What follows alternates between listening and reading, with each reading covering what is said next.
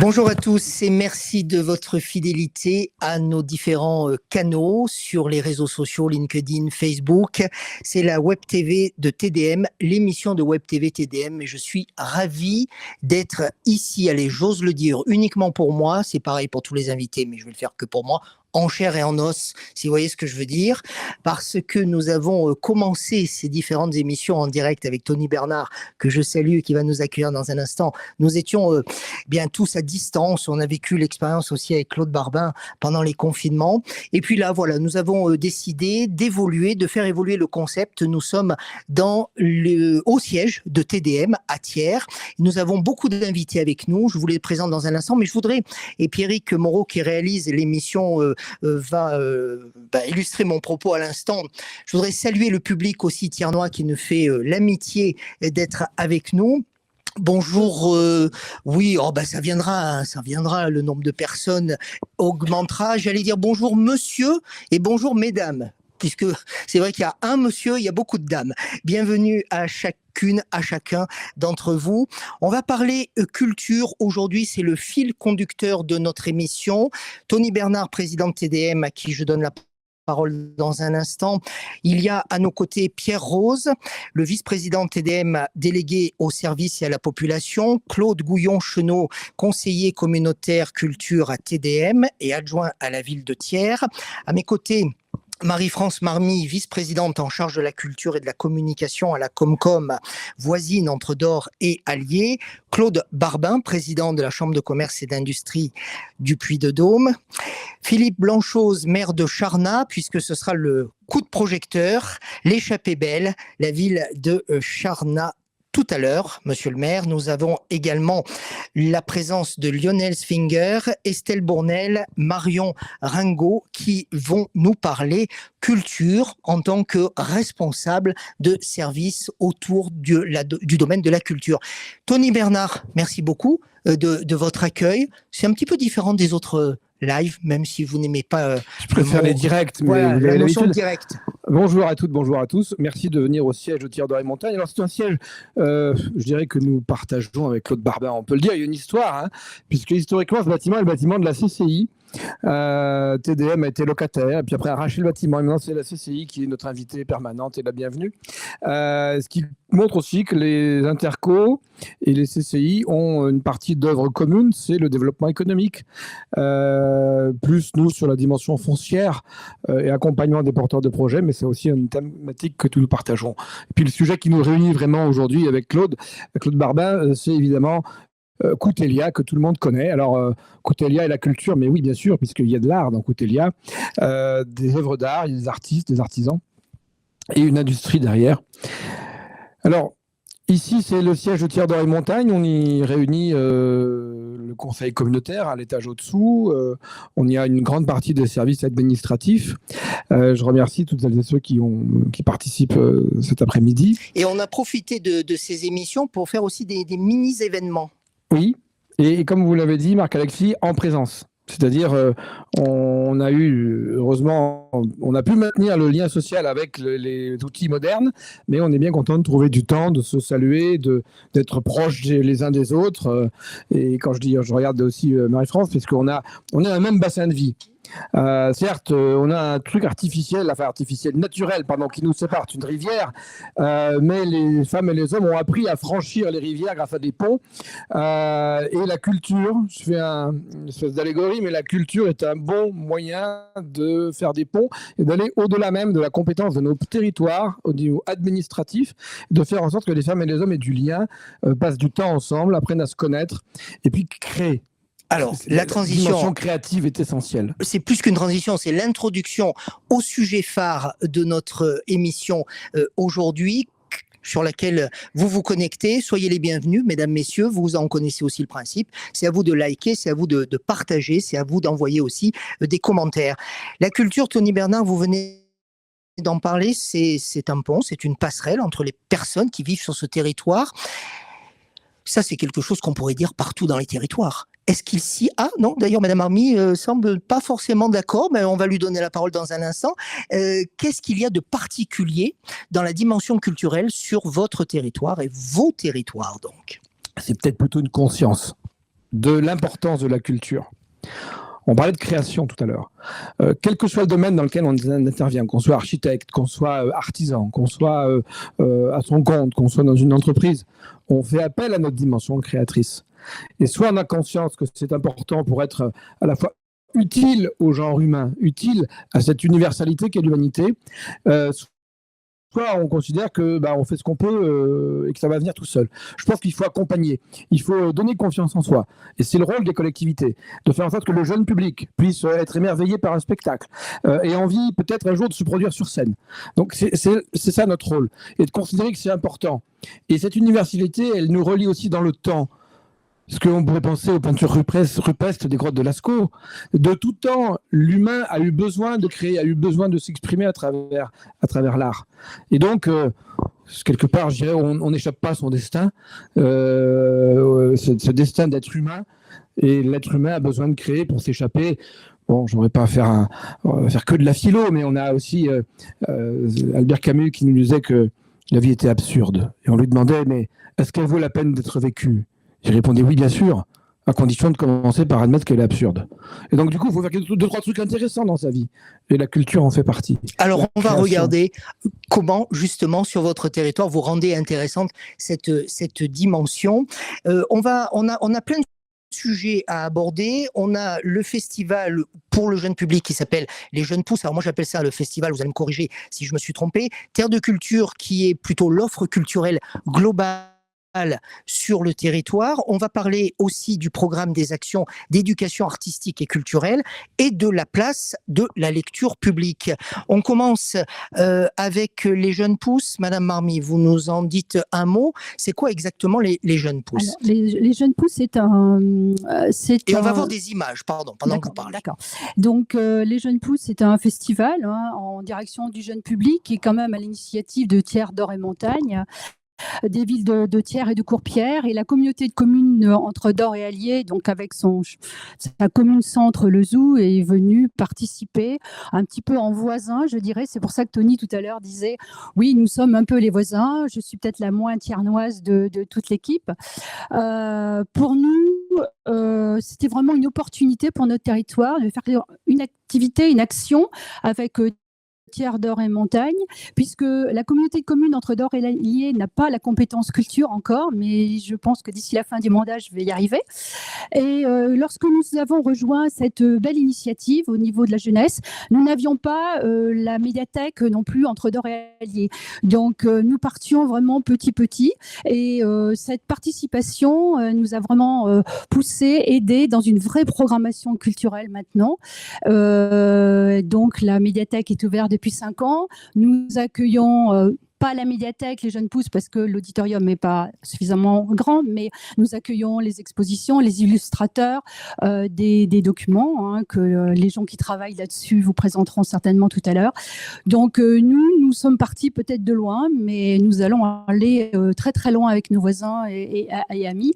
Et disons que c'est nécessaire pour avoir une vraie programmation, des vraies troupes, un vrai budget, des vrais échanges. Alors, qui poursuit sur les Jeunes Pousses ? Qui peut nous en dire un mot supplémentaire ? Allez, Monsieur Swinger ? Avec le micro, ça sera encore mieux et le plaisir sera partagé. Eh bien, écoutez, j'étais en train justement de feuilleter la programmation des Jeunes Pousses et je me disais, oui, c'est fantastique. L'idée, avant tout, des Jeunes Pousses, c'était de fédérer l'ensemble de l'offre qu'il y a pour le public sur l'ensemble du territoire, pour le jeune public. Auparavant, on avait évidemment des actions, mais ces actions souffraient finalement d'être totalement éclatées et pas visibles. L'enjeu était là de dire qui que ce soit qui le fait, qui que ce soit qui le met en place, le public trouve son offre. Et l'idée principale de ça, c'était de fédérer les énergies, fédérer les envies, mettre l'ensemble des acteurs de la culture en direction du jeune public ensemble. Et ensemble, de se penser ensemble et de réaliser ensemble une dynamique, avant tout avec un seul objectif, les habitants du territoire. C'est pour eux que ce programme est fait. Alors l'idée est très simple, c'est que sur un seul document, vous avez l'ensemble de cette offre. Participent évidemment les médiathèques, les salles de spectacle et l'ensemble de tous les acteurs qui peuvent être susceptibles de mettre ça en avant. La construction de ce projet, c'est une construction simple. C'est celle de dire il n'y a pas de projet culturel sans partage et dynamique conjuguée. Et c'est le projet en tant que tel des Jeunes Pousses. Et vous allez beaucoup plus loin, où les Jeunes Pousses font partie donc de quelque chose de beaucoup plus global, que vous appelez Terre de Culture. Alors là, il y a plusieurs personnes parmi vous qui vont parler de Terre de Culture. On passe la parole à Estelle Bournel. Vous reprenez la parole, Lionel, dès que vous le souhaitez, puis les élus vont aussi s'exprimer. Estelle Bournel, responsable culture à TDM. C'est quoi cette dimension culturelle et cette Terre de Culture ? Alors, Terre de Culture, on est sur le même principe que les Jeunes Pousses, finalement. C'est commencer à avoir au sein d'un même support toute l'offre, cette fois-ci à destination du tout public. Donc, on va retrouver au fil des pages à la fois ce qui va relever du spectacle vivant, des résidences d'artistes, des expositions, de ce que font les associations aussi, une riche proposition des associations, que ce soit à Espace ou sur des temps d'exposition ou autres. Nous retrouvons également quelque chose sur l'éducation artistique et culturelle. On y parle de la lecture publique. Voilà, finalement, c'est un support dans lequel on va retrouver toute l'offre du territoire de TDM. On voit plein d'images pendant que vous parlez. Comment on pense cette offre précisément pour se renouveler d'année en année? Parce qu'il faut aussi que le public ici présent, et puis les autres qui nous regardent, et puis ceux qui nous regarderont, bien, il faut que ça les intéresse, tout simplement. Tout à fait. Je crois que c'est aussi l'expérience qu'on a de nos publics. Vous voulez parler, Pierre? Non? Alors, voilà, justement, Pierre-Rose me souffle de donner la parole à Claude Gouillon sur cette question-là. Comment on renouvelle justement, ou on reste en phase avec les attentes de la population? Alors, notre réflexion, elle a été plutôt simple. On est parti sur la base et sur le constat de la réussite des Jeunes Pousses. Et on s'est rendu compte que de faire savoir, de mutualiser, ça engendrait, et ça faisait, l'ensemble des publics étaient au courant et étaient informés de ce qui se passait sur notre territoire. Donc, on est parti sur le même constat et du coup, on est parti sur Terre de Culture, où l'idée était de faire connaître l'offre culturelle et toutes les actions culturelles que nous faisons sur notre territoire, et même parfois au-delà, puisque le zoo peut le confirmer. Et donc, nous sommes partis sur informer nos habitants sur ce que notre territoire proposait. Et c'est assez important parce que vous avez aujourd'hui une saison culturelle que les gens connaissaient par rapport à Thiers, mais pas forcément à l'ensemble du territoire. Vous avez des équipements parfois portés par la ville-centre et qui sont aujourd'hui ouverts à l'ensemble de la population. Vous avez des associations qui présentent et qui travaillent et qui œuvrent dans le domaine artistique. Et c'est aussi de notre responsabilité de travailler avec eux, de les mettre en avant. Vous avez des tas d'actions culturelles que nous devons présenter à la population. Et aujourd'hui, nous souhaitions quelque part informer et faire adhérer aussi les 30 000, voire au-delà, habitants sur l'offre culturelle de notre territoire. C'est pour ça que nous avons appelé ce document terroir. On va le remontrer à l'écran, en tout cas sur ma caméra. Voilà, Terre de Culture. Qui synthétise vraiment l'action culturelle et tout ce qui se passe sur notre territoire. On l'a évoqué ce matin en réunion, on s'est rendu compte que c'est plutôt assez efficace puisque l'ensemble des spectacles, et je ne parle pas là spécialement pour la ville de Thiers, mais également pour les spectacles et les actions qui sont menées sur des villes telles que Chabreloche, le zoo, tu pourras le confirmer, Courpierre, puis Guillaume, le public répond, est présent et est de plus en plus nombreux. Donc, on est aujourd'hui vraiment sur quelque chose, sur une irrigation de territoire. On souhaite aller le plus loin possible et le plus proche possible des gens. Alors, juste une petite parenthèse, si on additionne les deux communautés de communes, on est à plus de 55 000 habitants. C'est un chiffre important. Pierre-Rose, peut-être quelque chose à dire justement par rapport à l'attractivité du territoire à travers la culture vis-à-vis des populations. Comment les populations justement sont-elles en phase avec toute cette dimension terre de culture? Alors c'est une question qu'on s'est beaucoup posée quand il y a eu la fusion des communautés de communes et la création de Thiers, d'Or et Montagne. Où placer notre culture, où placer notre politique culturelle, notamment avec la ville de Thiers. La ville de Thiers ayant fait de très gros efforts budgétaires pour avoir une attractivité culturelle, notamment par l'événementiel, le spectacle, mais aussi toutes les structures on connaît, hein, le conservatoire, les musées et maintenant la médiathèque qui va prochainement ouvrir. Et donc, nous placer à côté et être attractif, c'était aussi reconnaître les valeurs du territoire. C'est pour ça qu'on a commencé, on le verra, l'éducation artistique et culturelle avec J'habite un pays merveilleux. J'habite un pays merveilleux, c'est notre slogan éducation artistique et culturelle et qui se décline. Alors là, on va le décliner sur les arts de la table. Donc, c'est vraiment dans le cœur du territoire. C'est-à-dire, quand on a signé notre dernière convention artistique et culturelle, c'était à Lezoux, au musée de la poterie. Et donc, on a décliné tout ce qui existait sur le territoire, c'est-à-dire qu'il y a le patrimoine, il y a le savoir-faire artistique, il y a... La culture est pensée au niveau de spécificité du territoire, spécificité à travers l'histoire du territoire, à travers le présent et à travers aussi peut-être l'avenir. À ce niveau, c'est notamment pour l'éducation artistique et culturelle, pour le faire connaître et le faire voir dans les écoles, les centres de loisirs, les crèches, même les crèches, les rassemblements petits enfants, les relais petite enfance et toutes ces choses-là.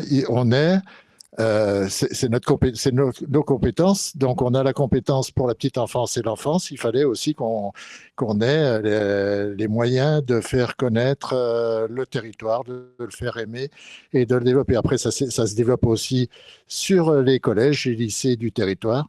Et là, on est dans le cadre d'éducation artistique et culturelle avec un programme qui est très riche dont Estelle pourra parler. Passez le micro à Estelle, puisque ces projets d'éducation artistique et culturelle 2023 auront une restitution de travail ou du travail le 6 mai, je crois, au château d'Olterib. En quoi tout ça consiste, Estelle? Alors effectivement, ça marche. Cette convention d'éducation artistique et culturelle, elle nous permet de monter des programmes d'action artistique et culturelle pour l'ensemble de nos publics, alors notamment le jeune public, qui est la cible numéro 1 de ces actions-là, mais également du tout public, puisqu'on le verra, il faut aussi qu'on monte des projets intergénérationnels et puis il faut également qu'on touche l'entourage familial des jeunes pour que ces projets puissent être aussi des sujets de discussion au sein du foyer. Voilà, donc tout cela, ça se décline chaque année en programme d'action. Il n'y a pas de priorité esthétique, tous les domaines artistiques peuvent être investis.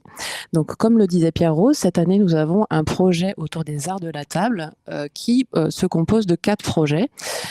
4 projets qui donneront lieu à une restitution, une valorisation le 6 mai au château d'Olterib. Alors attention, parce que ce n'est pas forcément une date tout public, puisqu'on a déjà sur ces projets-là environ 400 personnes qui sont concernées par les projets.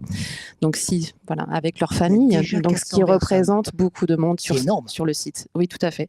On a un premier projet chant, donc un projet avec le groupe des variétés lyriques qui concerne déjà 170 personnes allant d'enfants d'école jusqu'aux adultes du conservatoire, puisqu'on a 2 écoles partenaires et le conservatoire de Thiers, donc qui réunit un groupe instrumental, un groupe choral, un groupe danse. Et donc, tous ces publics-là sont en train de travailler à un concert immersif. Donc, ils ont plus de 20 heures passées avec cette compagnie-là au sein de leur classe, au sein de leur établissement ou à la salle espace qui est mise à disposition également pour monter un concert immersif, collectif, qui sera présenté au château d'Olterib le 6 mai. On a bien fait de vous installer juste devant le Kakemono où il y a écrit dynamique. C'est vraiment dynamique. Le programme est dynamique. Ouais, donc ça, c'est un premier projet. Un second projet autour de l'écriture et de l'illustration. Donc là, qui aura pour vocation à amener un carnet de voyage qui va mettre en valeur les ressources locales, les gens qui nous nourrissent sur ce territoire, les gens qui sont là et qui font que chaque jour, les agriculteurs, les cantinières, etc. Une totale transversalité. Voilà, on est autour des arts de la table, à la fois l'alimentation, la vaisselle, les pratiques sociales, on le verra avec d'autres projets. Encore un exemple et puis encore un exemple. Le dernier exemple peut-être autour de la culture scientifique, qui est une nouveauté cette année, puisqu'on va travailler avec 90 élèves autour de la cuisine moléculaire. Voilà, donc ils vont travailler ça dans le temps de classe et on aura donc une dégustation, démonstration le 6 mai au château d'Olterib. Voilà. Le 6 mai, au château d'Olteribe, nous sommes en direct du siège de TDM à travers cette émission que vous regardez sur un des canaux sur lesquels nous diffusons, le Facebook de TDM, les Facebook des uns et des autres, le mien, le LinkedIn. Merci à tous, vous en connaissez le principe, vous partagez, vous likez, vous commentez. Nous sommes dans le cadre de la Web TV TDM, les émissions autour donc de cette collectivité territoriale, Tiers d'Or et Montagne. Et aujourd'hui, le président Tony Bernard nous accueille sur un nouveau concept dans cette pièce qui d'habitude sert aux élus, aux directeurs de service, aux agents de TDM. Mais aujourd'hui, c'est un studio de télé, de web TV. J'en suis ravi. On va continuer à parler de la place de la culture dans tout ce programme et sur ces territoires à travers cette fois-ci la lecture publique. Marion Ringot, à vous de prendre le micro d'abord, puis la parole. Comment présenter la lecture publique ? On sait tout ce que c'est que la lecture publique et pourtant... Pourtant, c'est parfois indéfinissable. Aujourd'hui, la lecture publique sur Tiers d'Or et Montagne, c'est 22 bibliothèques municipales ou associatives. C'est plus d'une dizaine de professionnels, presque une centaine de bénévoles qui font vivre au quotidien des lieux riches de leur diversité, de petites bibliothèques à plus grandes et qui sont ouvertes à tous et à toutes. À toutes et à tous.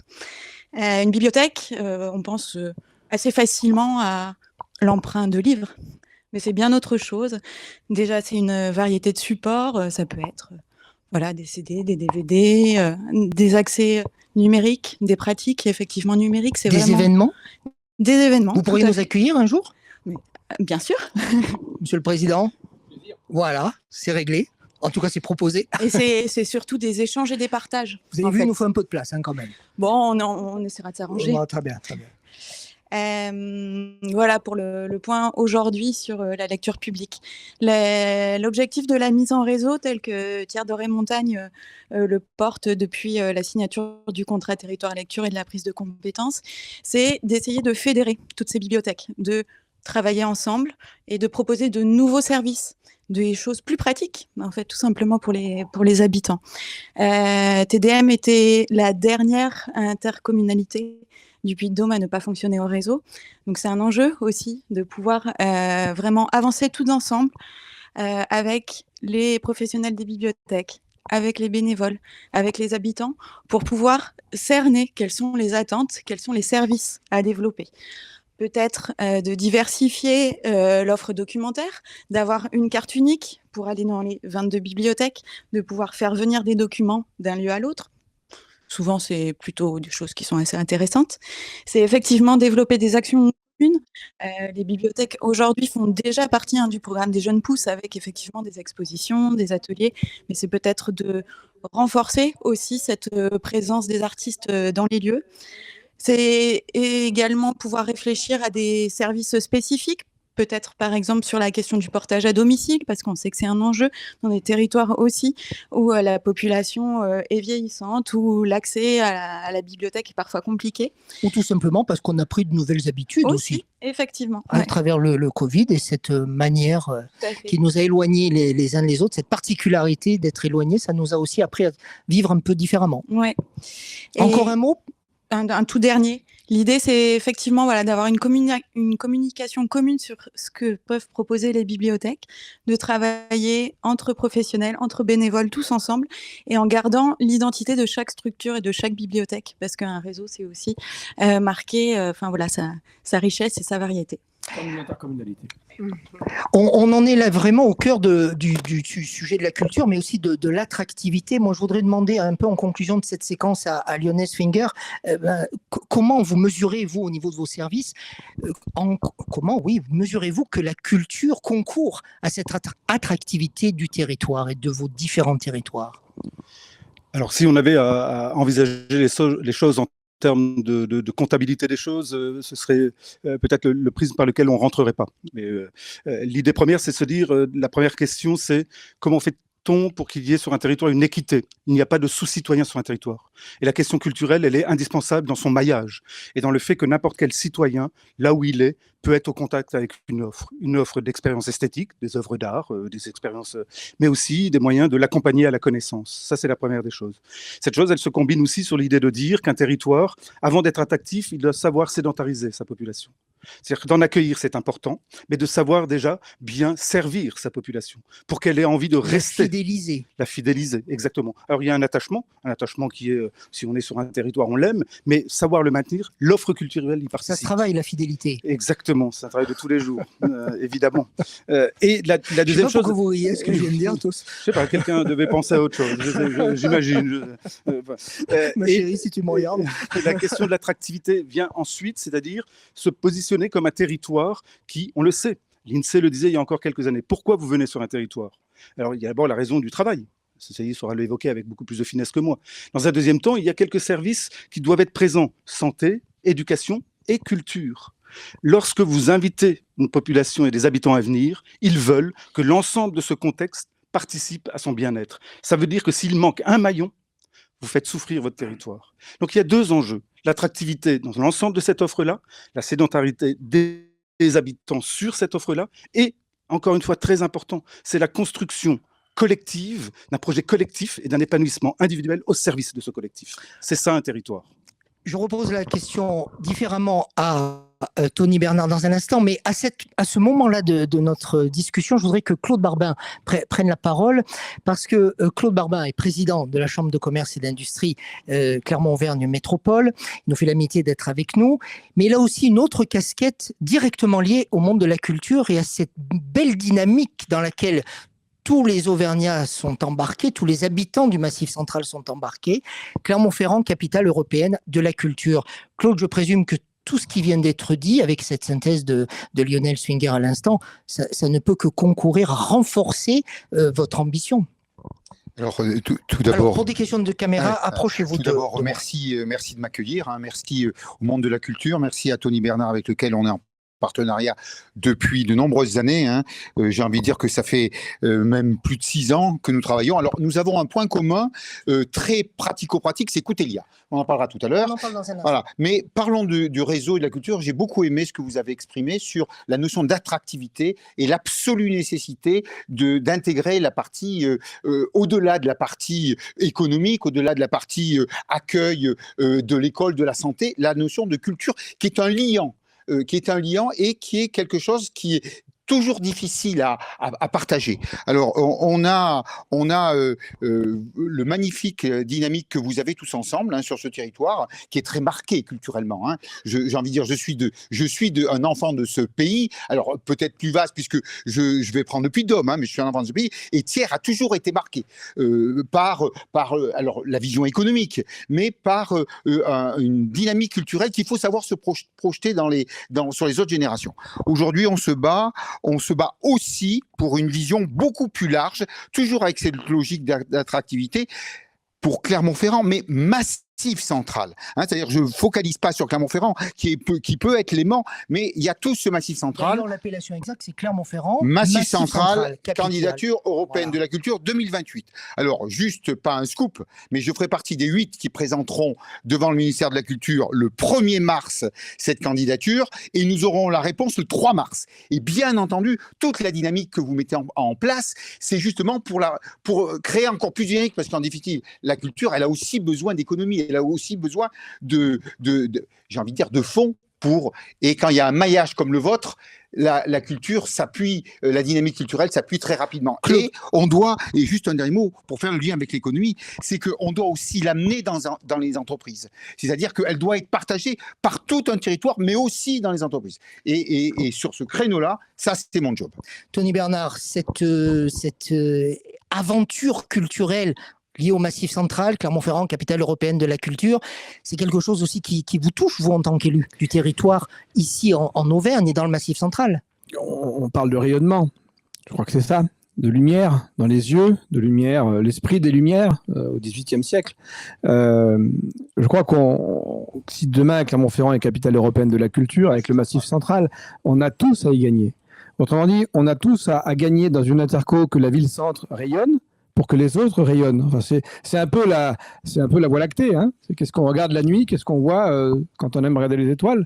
On va dire qu'il y a plein d'étoiles. Et il faut qu'elles soient... La lumière ne fait que se diffuser. Et par rapport à ce que vient de dire Claude Barbin, qui a dit très justement il faut que la culture et que l'art rentrent dans les entreprises, des fois elle en sort. Hein, bon. Mais dans nos missions partagées entre CCI et intercommunalité, il y a l'accueil d'entreprises. Et récemment, j'ai encore eu des échanges avec un porteur de projet, mais plutôt un gros projet. Hein. On parle de plusieurs centaines d'emplois qui pourraient venir sur le territoire. Une des questions que m'a posé le chef d'entreprise, c'est mais qu'est-ce que vous avez comme offre culturelle? Et puis, ça, c'est la question qu'il a posée. J'ai entendu parler d'un centre d'art contemporain. Est-ce que je pourrais le visiter? Bien, vous voyez comment la culture contribue aussi à rendre un territoire plus qu'attractif, je dirais intéressant. Et vivant, forcément. Regardez, vous connaissez Coutelia, Claude Barbin. Reprenez le micro. Il y a eu une montée en puissance, notamment en 2022, de cet événement. On a appelé ça, depuis des années, on l'appelle le Festival du Couteau d'Art. Ensuite, il s'est appelé tout simplement Coutelia. C'est un événement. Peu importe les superlatifs, on sait tous ce qu'est Coutelia. Pourquoi la Chambre de commerce continue, bien sûr, en étant présente aux côtés de l'organisation à soutenir cet événement? Alors, Coutelia, ça a pris sa vie sur ce territoire. Soyons clairs, ce sont nos pères, j'ai envie de dire mes pères, vos pères, qui ont créé, à travers la Chambre de commerce de Thiers, qui ont créé cet événement. Ensuite, il y a eu des fusions qui ont fait que c'est tombé dans le giron de la Chambre de commerce du Puy-de-Dôme. Ça reste une vraie palpitation de ce territoire. On voit des images pendant tout simplement parce que c'est à la fois, on l'a dit, le couteau d'art, mais c'est aussi la marque économique, industrielle de ce territoire. Avec Tony Bernard, avec le maire de Thiers, avec tout ce territoire. 2022 a été la preuve que c'était un véritable et grand nouveau marqueur pour ce territoire. Et l'ambition que nous avons ensemble, c'est d'aller encore plus loin. Le fait que Coutelia ait changé d'implantation lui donne encore plus de dynamique et de potentialité. Et puis, c'est une visibilité, ça fait partie de l'attractivité, c'est une visibilité internationale. Il y a combien de personnes, Tony Bernard? 150 exposants. Non, mais de visiteurs au total, c'est plusieurs dizaines de milliers de personnes qui viennent. Je dirais autour de 20 000. Oui. Sur 2 jours, c'est énorme. Nous devons faire également en sorte que, au-delà du couteau d'art, au-delà de montrer le savoir-faire de ce territoire, nous devons aller encore plus loin. L'objectif, c'est en définitive, ça fait rayonner toute l'économie industrielle de ce territoire. Les bassins industriels ici, j'ai envie de dire que nous avons bien sûr Thiers, nous avons Issoire, nous avons les Combrailles, nous avons Clermont-Ferrand. On est sur un territoire industriel. Et Coutelia est vraiment la marque pour ce territoire. Alors j'oublie Ambert, et Dieu sait que c'est tout proche. Hein. Ouf, ça y est, je l'ai dit, j'ai failli oublier. Voilà, tout à l'heure, on disait que Clermont-Ferrand pouvait être le marqueur, pouvait être la ville-centre. Mais j'ai envie de dire que Thiers, au niveau industriel, est la ville-centre au niveau de la dynamique du travail des métaux. C'est la dernière partie de notre émission. Le temps passe très vite, toujours en direct sur cette web TV, celle de TDM. Je vais proposer à Philippe Blanchose, le maire de Charnat, de se décaler. Je vais vous proposer, monsieur le maire, de vous mettre entre monsieur Rose et madame Bornel. Voilà, Bornel, pardon. Merci beaucoup d'être avec nous. Vous êtes le maire de Charnat. Allez, parlez-nous de cette magnifique ville. Oui, alors je ne sais pas si je vais vous faire rêver, mais déjà situé Charnat, donc qui est l'une des plus petites communes de Thiers d'Or et Montagne. Il y a la carte derrière moi, donc vous voyez le nord-ouest, nous sommes ici. Voilà, mais revenez vers la carte parce qu'on voit des images pendant que vous parlez. Voilà, donc on a effectivement des images en même temps.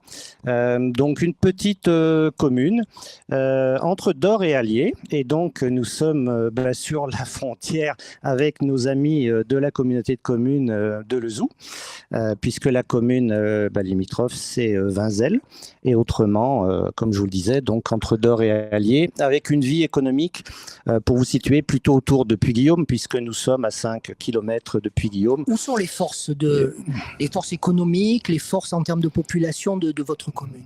Alors, si vous voulez, les forces économiques pour une très petite commune, ça n'a pas de sens. Je veux dire, la force économique, elle est structurée autour de Puy-Guillaume, hein, très, très clairement. Sur la commune de Charnat, c'est principalement des artisans qui habitent et qui, du coup, ont une vie économique. Après, si vous voulez, on a, comme toute petite commune, aujourd'hui, c'est une commune néo-rurale. Donc une commune avec une histoire, des familles historiques plutôt orientées agriculture. Et puis, comme commune, on a aujourd'hui beaucoup de personnes qui viennent pour construire, pour habiter. D'autant que nous sommes assez centrales. C'est vrai que Charnat, on est assez rapidement sur Rion, sur Clermont-Ferrand, puisqu'on a l'accès à Lezoux, à l'autoroute, le train TER de Lezoux, Thiers et Vichy. Ce qui fait qu'on voit des familles aujourd'hui qui achètent parce que l'un travaille à Vichy, l'autre sur Thiers, et c'est vrai que ce point central est intéressant. La transversalité des territoires, vous la vivez en permanence? Oui, bien sûr. Alors, c'est vrai que, comme par exemple, on parlait de Lezoux tout à l'heure, c'est vrai que sur Charnat, nous avons un captage d'eau, et faisons partie du syndicat d'eau d'Oralier qui est basé à Lezoux. Donc, forcément, nous sommes transversales. Et l'intercommunalité, qu'est-ce que vous avez envie de nous en dire, vous, élus de cette intercommunalité? Déjà que l'intercommunalité, elle est dans un cadre légal, donc elle est venue parce que le législateur l'a souhaité. Je pense que même si nous avions voulu faire le village de Gaulois, ça n'aurait pas été possible. Pour autant, et vous doutez bien qu'une très petite